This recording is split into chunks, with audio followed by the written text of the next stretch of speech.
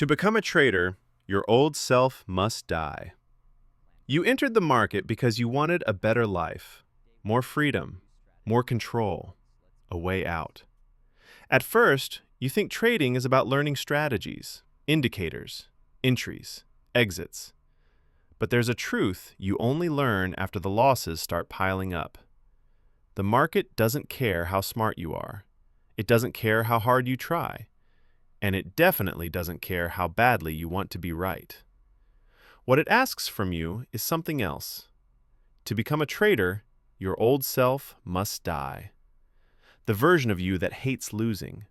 The version that needs to be right. The version that panics when money is on the line. The version that thinks effort should guarantee results. That person cannot survive here. Because trading is not a place where ego gets rewarded. It's a place where ego gets exposed. Every loss is not just a loss of money. It's a mirror. And if you don't let go of who you used to be, the market will keep punishing you until it forces that version of you to disappear. So before we talk about strategies, before we talk about discipline, before we talk about consistency, there is one question you have to answer honestly. Are you ready to let the old version of yourself die so a trader can be born? Most traders think the market is against them. Institutions, algorithms, smart money. That's comforting because it means the problem is outside of you. But the truth is harder to accept. The biggest enemy you'll ever face in trading is your own brain. And it's not broken, it's just outdated.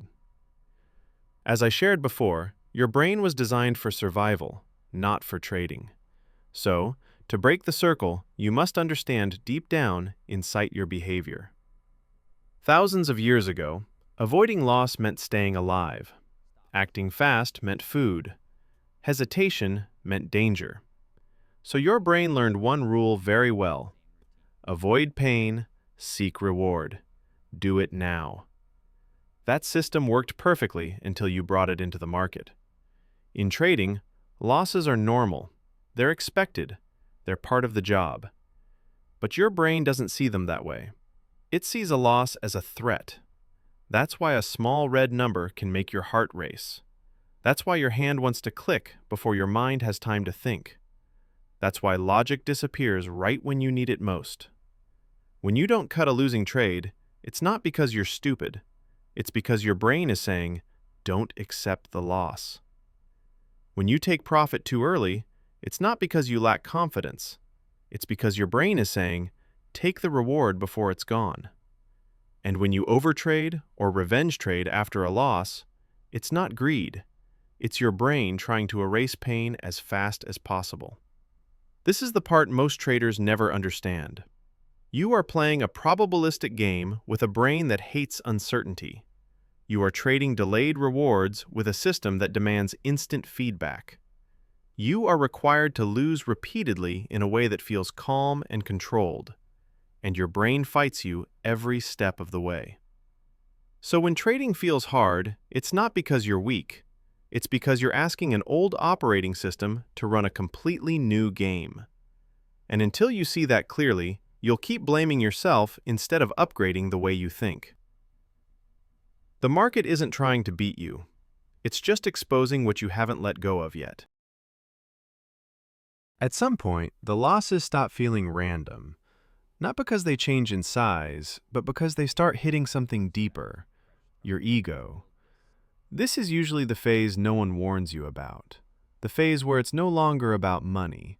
You've already lost money before. That wasn't new. What's new is the realization that effort doesn't protect you. You study more, you refine your strategy, you try to be more disciplined, and you still lose.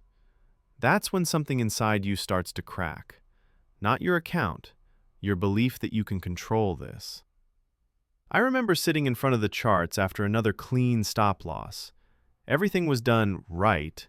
The setup was valid, risk was controlled, rules were followed, and it still failed. That's when the question shows up. Not out loud, but quietly. Maybe I'm not as good as I thought. That thought hurts more than the loss, because it attacks your identity. You didn't just lose a trade, you lost certainty about yourself. This is where most traders fight back. They try to prove something, trade faster, trade more, take marginal setups, not to make money, but to protect the image they have of themselves, to feel capable again. This is ego death. The moment the market strips away the version of you that needs to be right, the version that believes intelligence should guarantee results, the version that thinks control is possible if you just try hard enough. Here's the brutal truth. The market will keep putting you here until you surrender that version of yourself. You don't win this phase by fighting harder, you survive it by letting go. Letting go of the need to be right. Letting go of the belief that losses mean failure. Letting go of the idea that the market owes you anything. This death doesn't feel dramatic, it feels quiet, like exhaustion, like acceptance, like realizing you can't force your way through anymore. And that's why so many traders quit here, not because they can't trade, but because they can't accept what trading requires them to give up. But if you stay, if you let that version of yourself die, something else becomes possible. After ego dies, there is no sudden confidence, no clarity, no breakthrough moment, just silence. And in that silence, most traders expect motivation to return. It doesn't. What comes first is something far less exciting: discipline. Not discipline as willpower, not discipline as forcing yourself to be calm, but discipline as structure. Rules that don't care how you feel, limits that don't negotiate with your emotions, processes that run even when your confidence is gone. This is the part many traders misunderstand. They think discipline comes after confidence. It doesn't. Discipline comes before everything, before consistency, before trust, before profits. When you're rebuilding, you don't trade to feel good. You trade to follow rules. Small size, defined risk, clear stops. No improvisation. No just this once. No exceptions. At this stage, discipline feels boring. There's no excitement, no rush, no sense of proving anything. And that's the point. Because the new trader is not emotional. He doesn't celebrate wins.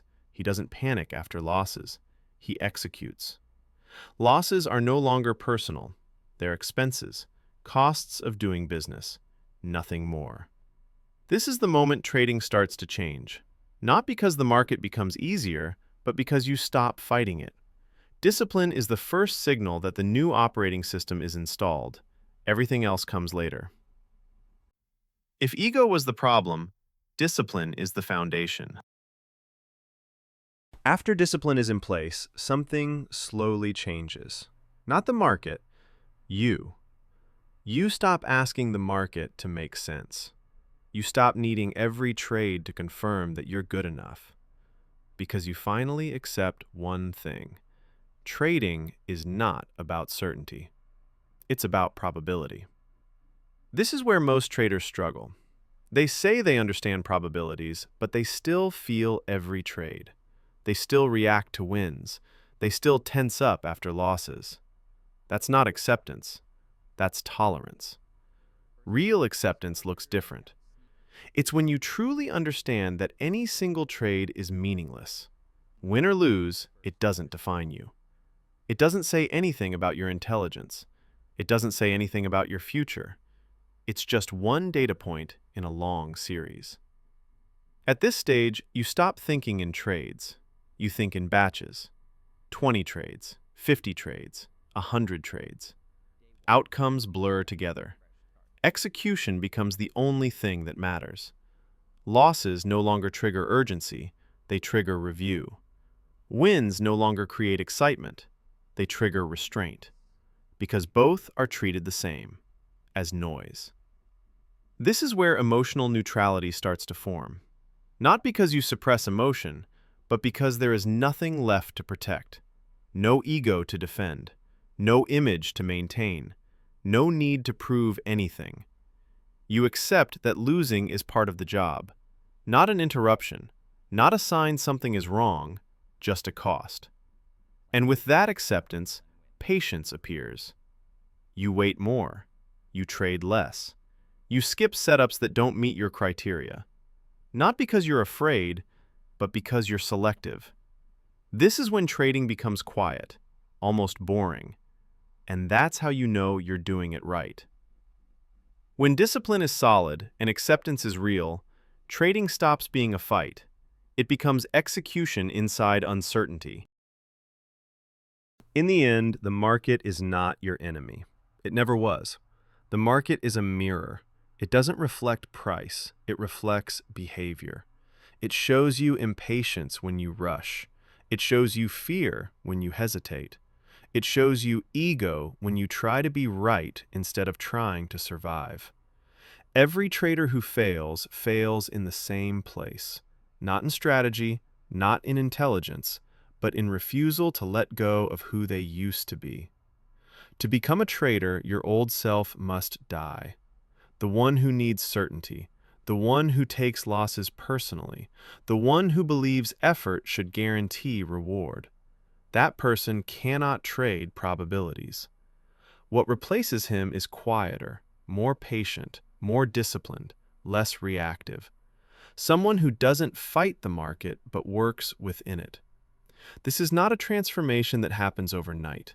It happens slowly, trade by trade, decision by decision, choice by choice. And the question you're left with is simple. Not easy, but simple. Are you willing to let go of the old version of yourself so a trader can be born? If you are, this channel is for you. Stay, learn, and rebuild the right way. This channel is about the psychological side of trading. Subscribe if you're building consistency, not chasing excitement.